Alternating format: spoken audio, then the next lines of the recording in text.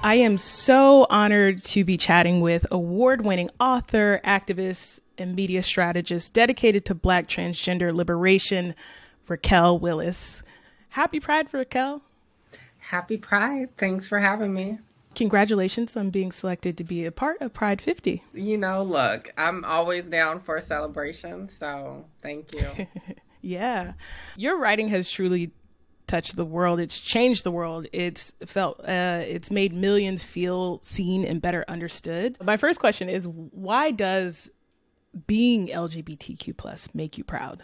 Being queer and trans makes me proud because there is just this undeniable power within how we own ourselves in a world that has consistently told us that we shouldn't exist. It's not just that we're fabulous for each other, right? But even the cisgender straight people, right? Or the people who don't consider themselves queer, whether they realize it or not, we are windows of possibility.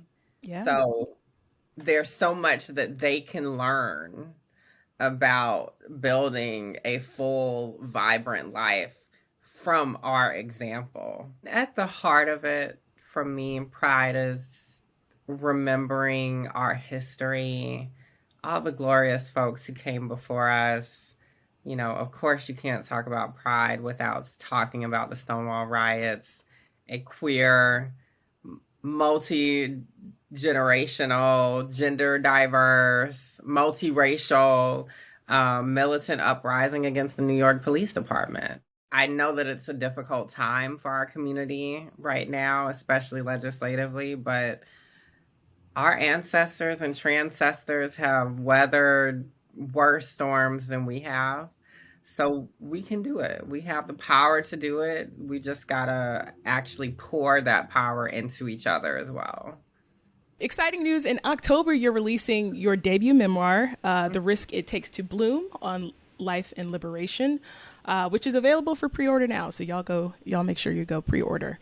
Can you share what to expect in your memoir? Yeah. So this has been years in the making. And this story is really a collection of stories of my experience coming to terms with my identity as a Black queer person from the South, what it was like to grow up in a very Catholic, traditional family, my relationship with my late father, and kind of brushing up against those expectations of Black masculinity, what it's been like to be both out and not out in my career. I started as a newspaper reporter in a small town in Georgia, smaller than Augusta, Georgia, where I'm from.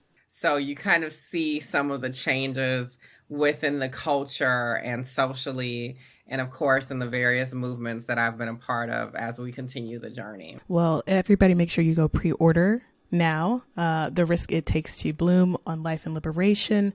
I am excited to pick that up in October. More exciting news for you this year. So it was announced last month that you will be the executive producer at the Outspoken Podcast Network for iHeartMedia. Congratulations, first of all. Thank you. What can we expect from the podcast network and the original podcast that you're going to be developing? So my goal has always been whatever I can do to elevate other folks in our community, other folks on the margins, I'm down for it. So this was just kind of a natural opportunity that, it's not just about me, hosting my own podcast and working on some of the issues I've been traversing throughout my career, but it's about bringing everyone into this space too, into a position of power. So I'm excited. I like to work with my folks, honey, and I like to see them thrive. And so this is just another opportunity to do that. We have so much in the work, so I wish I could tell you more. But there's so much more coming. I'm ecstatic to be a part of it. And there's such a necessity in the media for us to get authenticity right. We have to be thinking differently about visibility. We have to be thinking about visibility as a means to vitality. And when I talk about vitality, that's about how we can not only keep our folks alive, but also how we can make sure that our folks are thriving. Joy is at the heart of so much of our existence as queer and trans folks. I mean, let a lot of people tell it it's only the tragedy, but that's not true. Raquel, happy Pride to you. You too. Thank you so much for being a part of our Pride 50 celebration. Of course. Thank you, Chris.